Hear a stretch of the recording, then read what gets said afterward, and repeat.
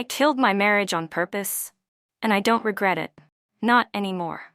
The carefully crafted facade I maintained for 7 years crumbled in exactly 24 hours, and I orchestrated every minute of its collapse.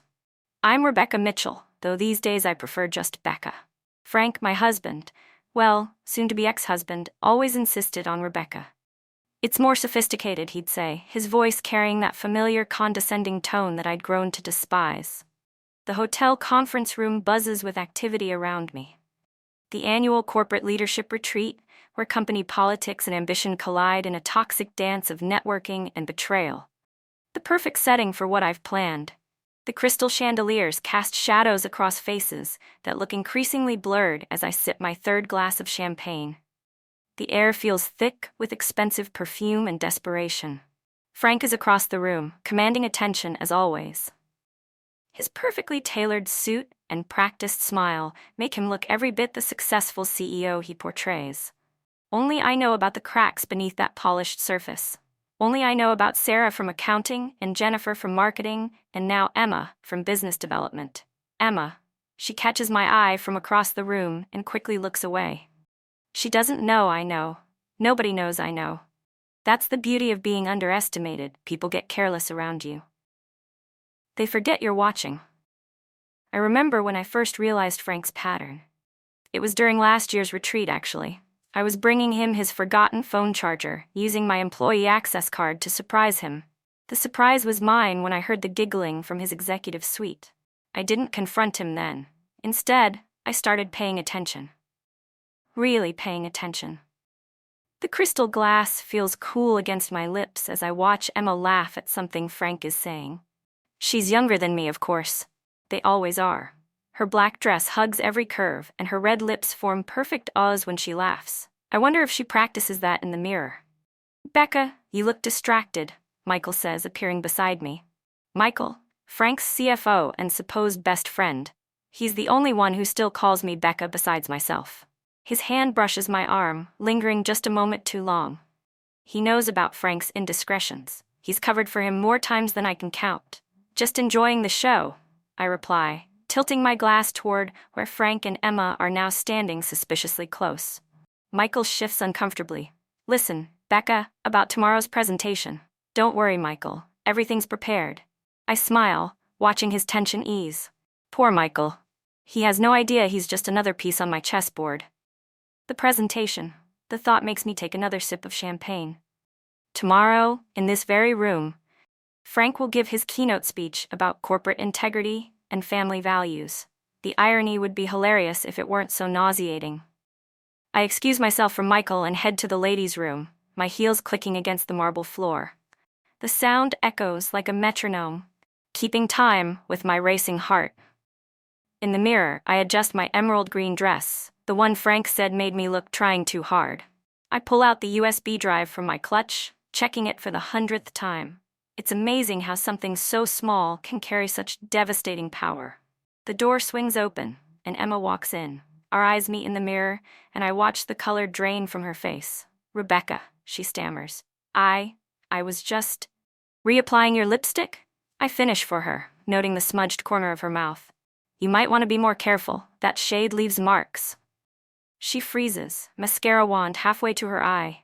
I can see her mind racing, trying to decode my words, wondering if I know. The power in this moment is intoxicating. It's okay, Emma. We all make choices. I wash my hands slowly, deliberately. Some of us just make better ones than others. I leave her standing there, clutching her makeup bag like a shield. The night is still young, and I have more pieces to move into place. Back in the conference room, I spot David from IT hovering by the bar. Sweet, awkward David, who's been nursing a crush on me for months. The same David who helped me recover some accidentally deleted emails last week. He doesn't know those emails are now safely stored on my USB drive, along with other interesting documents I've collected over the past year. David, I say warmly, sliding onto the bar stool next to him. You look handsome tonight. He blushes, adjusting his glasses. Frank would never notice someone like David, another reason Frank underestimates me. Thanks, Rebecca, you look, wow. He fumbles with his drink. Is everything okay with the files? Perfect. I touch his arm gently. You've been such a help. I don't know what I'd do without you. Every word is calculated, every touch choreographed. I learned from the best, after all. Frank taught me well, though he never realized he was teaching. The memory of our first date flashes through my mind. Frank charming my parents, making grand promises about our future. I was 24, and dazzled by his confidence. His power. Now at 31, I see it for what it was. Manipulation wrapped in a designer suit. The evening progresses exactly as planned. I watch Frank drink too much, encouraged by Michael's strategic toasts. I see Emma's increasing anxiety as she checks her phone repeatedly. I notice Michael's lingering glances at me, heavy with guilt and something else, desire, maybe, or fear. Probably both. At precisely 11:30 p.m., I make my move. "Frank, honey," I say, approaching him with practiced concern. "Maybe we should head up? Your presentation is first thing tomorrow." He waves me off, but I persist. "The board members are all watching," I whisper, knowing exactly which buttons to push. His face changes. It always does when I mention the board. "Fine." He snaps, making a show of being the responsible CEO. As we walk to the elevator, I catch Emma's panicked expression. She's checking her phone again, probably wondering why Frank isn't responding to her messages. He won't find them until tomorrow. His phone has been silently forwarding all texts to my backup device since dinner. In our suite, Frank falls asleep almost immediately, his breathing heavy with expensive scotch. I wait 30 minutes, then slip out with his phone and laptop. The hotel's business center is empty at this hour, exactly as I knew it would be. It takes 17 minutes to compile everything: the emails, the financial records, the doctored reports, the private messages. 7 years of deception, manipulation, and fraud, all perfectly organized in a presentation that will play automatically during Frank's keynote tomorrow. A backup copy is already in Michael's inbox, set to deliver at 8 a.m. Insurance, in case anyone tries to stop the presentation.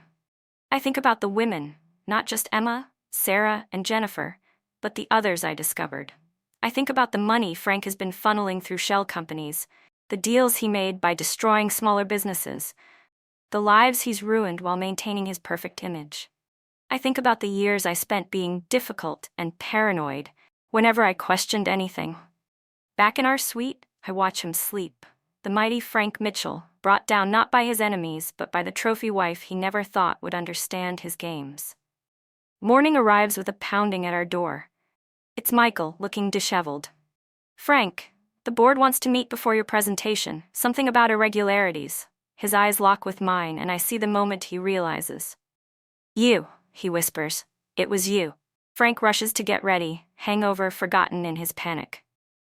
I dress carefully in the power suit I bought specifically for today. Black, sleek, unforgiving. The USB drive sits in my pocket like a burning coal. The board meeting is exactly the bloodbath I anticipated. Frank denies everything at first, then tries to blame Michael when the evidence becomes overwhelming. I sit quietly, playing the shocked wife, watching my husband's carefully constructed world implode. The presentation room fills with murmurs as security escorts Frank out. Emma is nowhere to be seen, probably hiding after receiving the anonymous email I sent her this morning, detailing Frank's pattern with young executives. The board members avoid looking at me, embarrassed perhaps, or afraid of what else I might know. "Mrs. Mitchell," the board chairman approaches me. "We had no idea. This must be terrible for you." I let my eyes water slightly. "I just couldn't stay silent anymore," I say softly. "The company deserves better. The investors deserve better." I pause. "I have some suggestions for restructuring, if you're interested." They're very interested, it turns out. My MBA and years of helping Frank with his work make me an ideal candidate for interim CEO. Michael's face is priceless when they make the announcement. I stand at the podium where Frank was supposed to speak, looking out at the shocked faces. "Change is difficult," I begin, "but necessary for growth." My voice is strong, clear, carrying to every corner of the room. No more playing small, no more being the perfect, quiet wife. Later, in my new office, Frank's old office, I open my laptop and begin composing an email to his lawyer. The divorce papers are already drafted. They have been for months. I think about the house, the cars, the accounts I now control. Frank always said I was too emotional, too impulsive to handle business. He never realized that patience was my greatest weapon. The sun sets over the city skyline, painting the sky in shades of revenge. I pour myself a glass of Frank's favorite whiskey and smile. Some might call what I did cruel or calculating. But after 7 years of gaslighting and infidelity, after watching him destroy people without remorse, I prefer to think of it as justice. My phone buzzes, a message from David in IT. "Dinner?" he asks. I decline politely. I've learned my lesson about mixing business with pleasure. Besides, I have a company to run now. I am Rebecca Mitchell, and I destroyed my marriage to save myself.